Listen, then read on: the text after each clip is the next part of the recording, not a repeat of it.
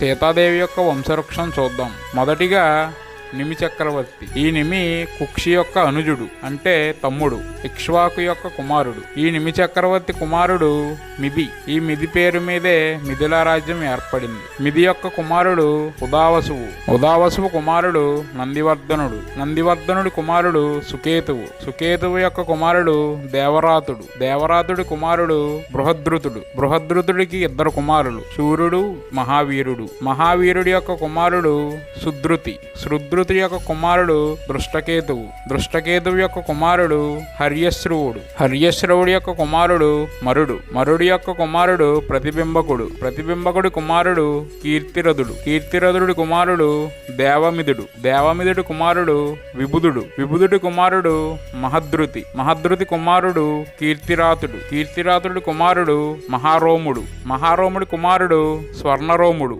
స్వర్ణరోముడి కుమారుడు హర్స్వరోముడు. హర్స్వరోముడికి ఇద్దరు కుమారులు, జనకుడు, కుశధ్వజుడు. జనకుడికి సీత ఇంకా ఊర్మిళ. కుశధ్వజుడికి మాండవి ఇంకా శృతకీర్తి. సీత రాముని యొక్క భార్య, ఊర్మిళ లక్ష్మణుని యొక్క భార్య, మాండవి భరతుడి యొక్క భార్య, అలాగే శృతకీర్తి శత్రుఘ్నుడి యొక్క భార్య. ఇది సీతారాముడి యొక్క వంశవృక్షం.